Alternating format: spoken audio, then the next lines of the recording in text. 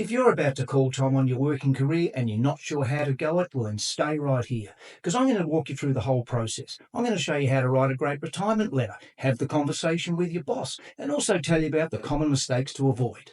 G'day everyone, it's Paul from Living Life, where we share real life experiences with a focus area being retirement. And given I've been through this process myself, hopefully my experiences can help navigate you through this exciting phase in life. And keep watching, because I'm going to share with you a simple template you can use to make the process effortless. Retirement is an exciting milestone, but before you can ride off into the sunset, there are a couple of important steps you need to consider and follow.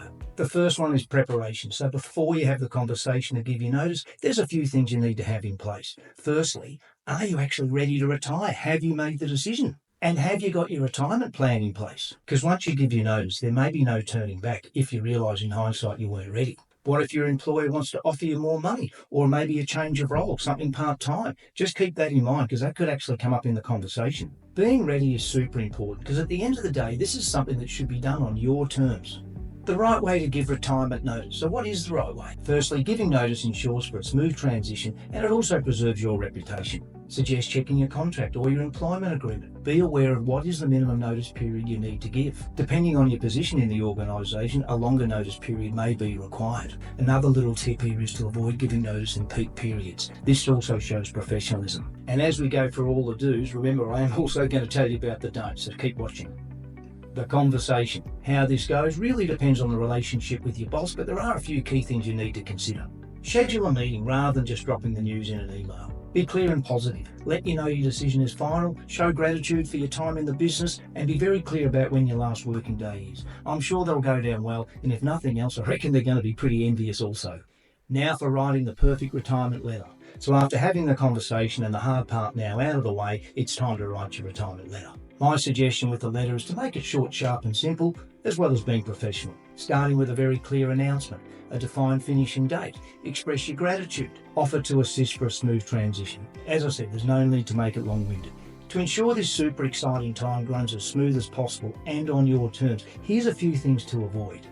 My suggestion is, don't be telling people in the organisation of your intentions. Have that conversation with your boss. Rumours start circling that you may be leaving the business and then people might question your commitment. They might call time on things before you want to. Don't give too much notice unless you've had a conversation with your boss previously where it's already on the table and they've already floated the idea of the retirement. I'd check your contract, be aware of what your minimum requirement is, because you might give 6 months notice. You're only obligated to give 1 month notice, and then the business says to you, well, as a matter of fact, Fred, thank you very much for that. We only oblige to actually accept 1 month's notice, so we'll finish you up in 1 month. That's not going to be at a time when you want to do it. So just be aware of that. There's no emotion here. At the end of the day, this is done on your terms, not giving enough notice. This could result in leaving your teammates in the lurch, which of course you don't want to do. Be clear about your notice period and your last day. This avoids any confusion. And the other mistake to avoid, as I covered before, don't send a random email, have the conversation first. This is an exciting time and the organisation is going to be exciting for you as well.